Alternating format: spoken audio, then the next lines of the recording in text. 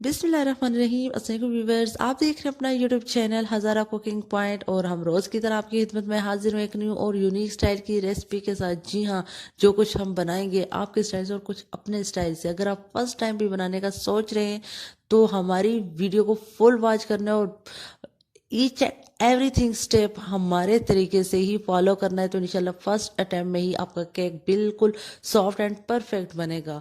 तो आज हम आपको without oven and without blender जो है तो परफेक्ट चॉकलेट केक बनाना सिखाएंगे। तो इसलिए आपने वीडियो फुल वॉच करनी है, एक एक स्टेप इसी तरह से देखना है ताकि आपका कोई भी इंग्रेडिएंट कम या ज़्यादा ना डले और कोई भी स्टेप जो हम आपको बताते हैं टिप या ट्रिक वो आपसे रह ना जाए, क्योंकि बेकिंग एक ऐसी चीज़ है जो बिल्कुल बराबर स्टेप बाय स्टेप फॉलो करने पड़ते हैं। जल्दी से चलते हैं अपने इंग्रेडिएंट की तरफ। तो यहाँ पे मैंने 1 कप लिया है मैदा, 1 कप ली है पाउडर शुगर और आधा कप दूध और 2 चम्मच कोको पाउडर, आधा चम्मच बेकिंग पाउडर और आधा चम्मच जो है तो मैंने वनीला एसेंस, 6 चम्मच मैंने ऑयल और 3 अंडे ले लिए। और अब मैं अपनी एक छाननी लूँगी। छाननी में मैदा, कोको पाउडर और जो था बेकिंग पाउडर और चुटकी नमक, 2 चुटकी से 3 चुटकी बेकिंग सोडा डालूंगी और अच्छे से छान लूँगी क्योंकि ये मस्ट है। और अब मैं ये जितनी भी चीज़ें छाननी से छानी थी अब इन्हें अच्छे से चम्मच के साथ मिक्स कर दूंगी। ये मिक्स हो गई हैं।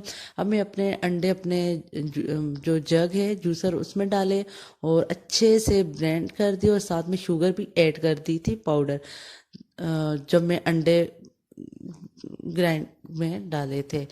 तो देन अब बिल्कुल हल्के हाथ से हमने इस तरह के प्लेन कोई भी चम्मच ले लेना है और इस तरह से हल्के हाथ से एक ही साइड से हम लेके जाएंगे बार बार। आप देख सकते हैं ये स्टेप आपने बिल्कुल इसी तरह से फॉलो करना है, तेज हाथ से नहीं करना। इस मटेरियल को आप देख सकते हैं हमने हल्के हाथ से करते हुए इसको बिल्कुल अच्छे से मिक्स कर दिए। देन एंड में हमने अपना ऑयल तो यार हमने पहले ही ऐड कर दिया था जब हमने अंडे वगैरह ऐड किए थे उसके बाद।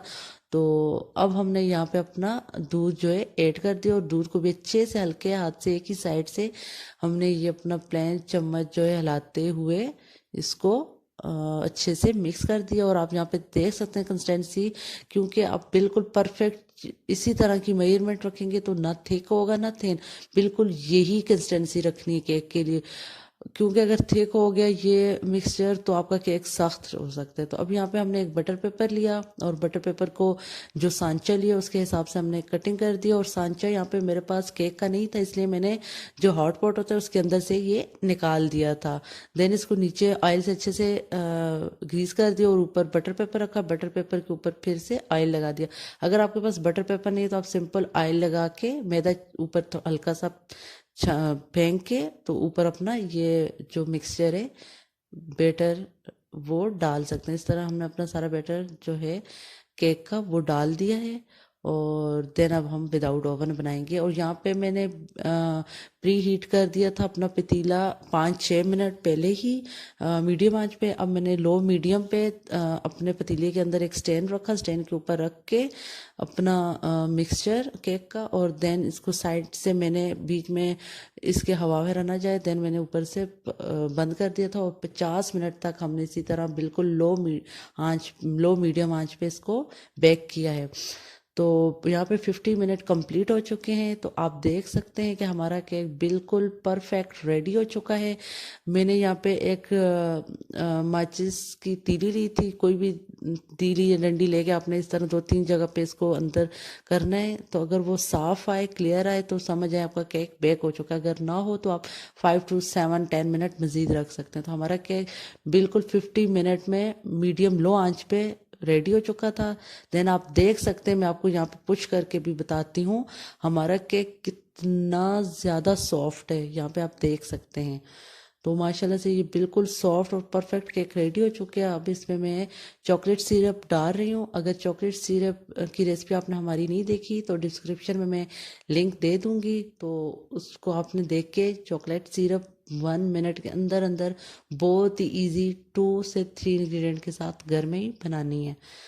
तो यहाँ पे आप देख सकते हैं कि हमारी परफेक्ट चॉकलेट सिरप जो हमने बनाया हुआ था अपने केक के ऊपर लगा दिया, और जो साइड से चॉकलेट सिरप गिरा हुआ है इसे अच्छे से साफ कर दिया। और देन जहाँ पे मेरे पास बिस्किट पड़े थे, कोई भी बिस्किट हो आपने लेके इस तरह छुरी के साथ क्रश करके डिज़ाइनिंग में मैंने इस तरह से साइड पे डाले, और दूसरी साइड में अब खोपा जो है क्रश किया वो डाला है।